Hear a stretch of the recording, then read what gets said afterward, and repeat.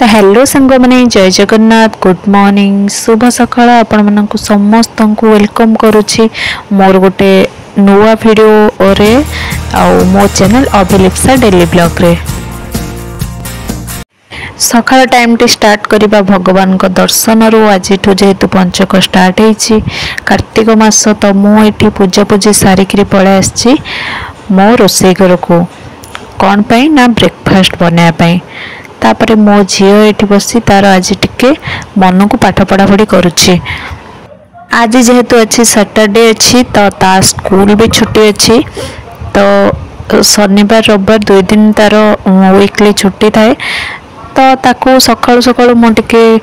छतुआ गोले के खुआई देछि तापरे मो एठी पळे आछि ब्रेकफास्ट मो बनै नउछि चकुली एटा मो चामच रे काई देखंतु कारण एटा मो संगे संगे बाटितिली आ सेतरे टिके सोडा फोडा मिसेई संगे संगे बनाउछि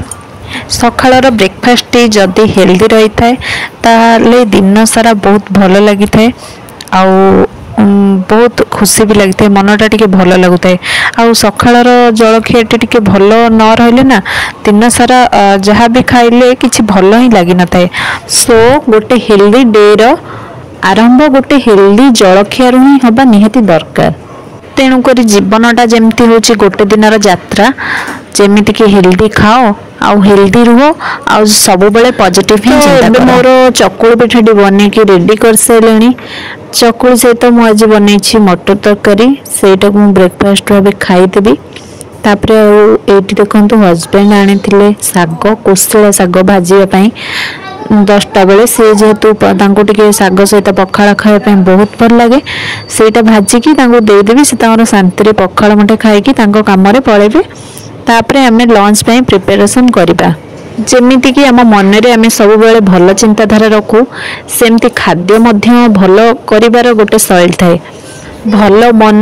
भल खाद्य आउ सब बेले पॉजिटिव थिंकिंग रखिले जीवनटा खुशी रे भरी जाई थाए तो तापरे आज मु एट बीन्स आलू भजा बनाऊँगी लंच रे आउ सेटा जेहेतु बीन्सटा मत बहुत भल लगे ए नुआ नुआ आसूची नुआ नुआ माने कौन एटा तो पूरा वर्ष सारा मिली थाए तो सेटा आज आसीथिला मु सेटा को भाजी नेली आउ मो झीर खुशी पाई तार इच्छा टिके पूरी आउ एपटे मटर तरी भी बने देछि केवल ता पई से तार खाए बोली जिते बड़े छोट छुआ मैंने घरे थांती खास करी मो झील कथा भी कहूँ सब छुआ मान कथा घरे थिले से माने चाहिए किसी ना किसी भल जिनस खायापी तो ये सब छोट छोट खुशी तांकर फुलफिल हो गले से माने बहुत खुशी हो जाती ये से बाबा ऑफिस को गला बेले से तार ये ठिया है बाय बाय करूला तो आज वीडियो भल लगुले लाइक शेयर सब्सक्राइब निश्चिंत करूँ बहुत सारा भल पाए मो चैनल को।